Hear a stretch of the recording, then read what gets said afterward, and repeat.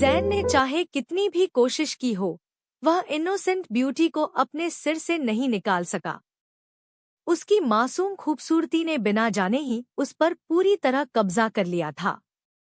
जैन जिन लड़कियों से मिला था उनमें से बहुत सी लड़कियां हमेशा उसके पैसे या उसके लुक्स के कारण मिलती थी। किसी को इसकी परवाह नहीं थी कि वह अंदर से कैसा है। वे सभी सिर्फ बाहर की परवाह करते थे। लेकिन लैला, वह कुछ और थी। उसने एक बार भी उससे पैसे नहीं मांगे। वह जब भी शॉपिंग करने जाती थी तो अपना कार्ड लेकर जाती थी। जैन ने उसे स्पेसिफिकली उसके लिए बनाया गया एक कार्ड भी दिया था, लेकिन उसने कभी उसका यूज नहीं किया। जैन ने उसे ताना मारते हुए अपनी टेबल पर बैठे पेपर के स्टैक्स को देखा। भरते हुए वह वापस काम पर लग गया। अपने पेपर वर्क में बहुत एंग्रॉस्ड होने के कारण जैन को टाइम का ध्यान ही नहीं रहा। उसने अपने फोन की ओर देखा तो लैला के बहुत मिस्ड कॉल थे। वह इम्पोर्टेंट मीटिंग के बाद साइलेंट बंद करना भूल गया। उसने घबराते हुए टाइम देखा तो पता चला कि रात के 11:48 बज रहे थे। बकवास, उसने मन ही मन सोचा। लैला चिंता कर रही होगी। जल्दी से सामान पैक करते हुए वह अपनी कार की ओर तेजी से निकल गया। घर पहुंचकर उसने देखा कि वहां बिल्कुल सन्नाटा था। लैला, उसने आवाज लगाई लेकिन कोई जवाब नहीं मिला। लिविंग रूम में चलते हुए उसने देखा कि उसकी वाइफ सोफे पर सो रही है। उसका फोन उसके हाथों में पकड़ा हुआ है। वह गिल्टी फील किए बिना नहीं रह सका। वह उसके घर आने का इंतजार कर रही थी। वह धीरे धीरे उसके चेहरे से बालों को हटाते हुए उसकी ओर बढ़ा। वह बहुत सुंदर थी।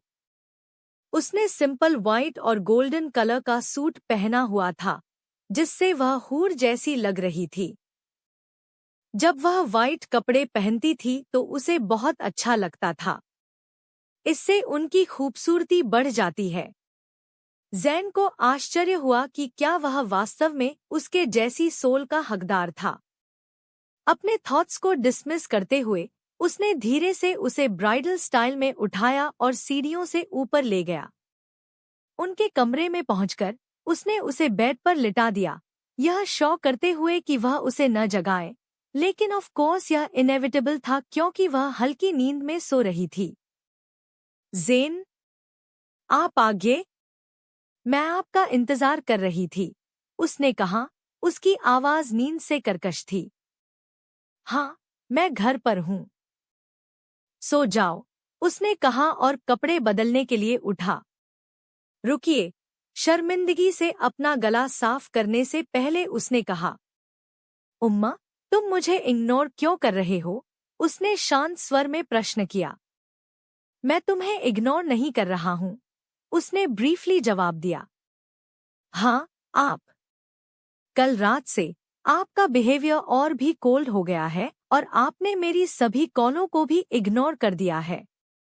क्या आप जानते हैं कि मैं कितना वरीड थी? देखो, इससे कोई फर्क नहीं पड़ता, लैला। मुझे अकेला छोड़ दो, उसने आखिरी सेंटेंस पर जोर दिया। नहीं, मुझे बताओ क्या गलत है, उसने निराशा भरे आवाज में कहा। कुछ नहीं, उसने कहा और बाथरूम की ओर बढ़ते हुए मुड़ गया। पर कुछ तो है। मैं बहुत शर्मिंदा हूँ। ठीक है, ज़ैन दहाड़ उठा। अब खुश? लैला उसके गुस्से पर चुप रही। उसे इसकी उम्मीद नहीं थी। आप शर्मिंदा क्यों हैं? उसने धीमी आवाज में सवाल किया।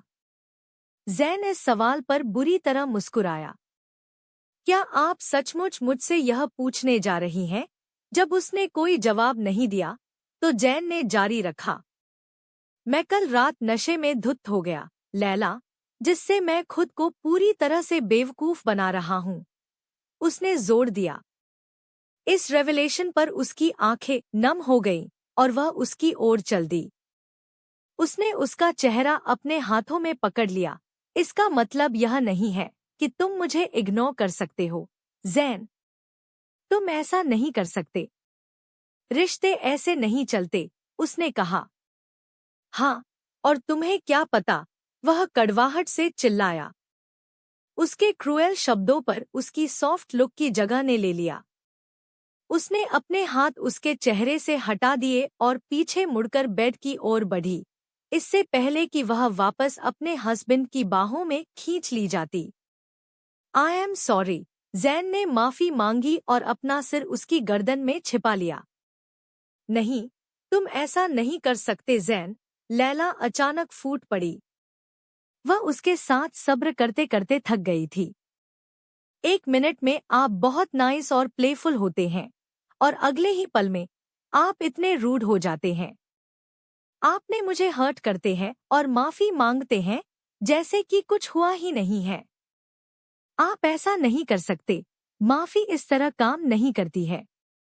मैं अब और नहीं कर सकती यह, उसने जोर देकर कहा, आंसुओं से उसकी विजन धुंधली हो रही थी।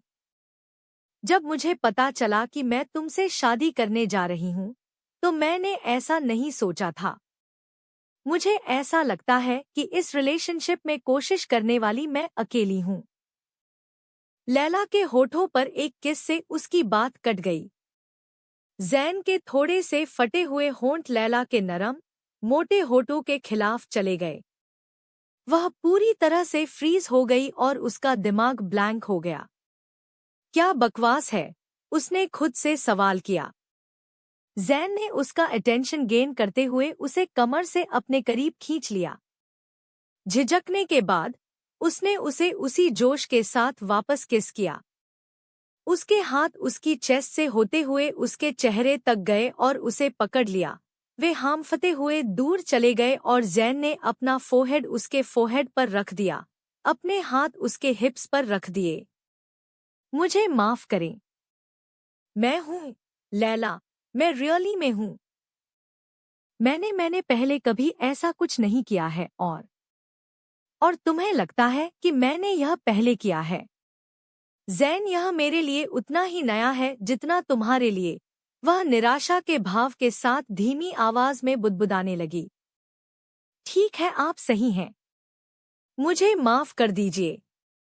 मैं दोबारा ऐसा कुछ नहीं करूंगा, उसने विनती की। मैं ऐसा दोबारा नहीं करूँगी, आई प्रॉमिस। उसके चेहरे पर डेस्परेशन और हर्ट झलक रहा था और लैला बता सकती थी कि वो सचमुच सॉरी है। ठीक है, ठीक है, ठीक है, लेकिन अगर तुमने दोबारा ऐसा कुछ किया तो तुम्हें इतनी आसानी से माफ नहीं किया जाएगा। उसने उसे धमकाया और अपना फोरहेड उसकी चेस्ट पर रख दिया। मैं अपनी ज़बान देता हूँ, चलो बेड पर चलते हैं, उसने कहा। लैला बेड पर लेट गई जबकि उसका हस्बैंड काम से कपड़े बदलने चला गया।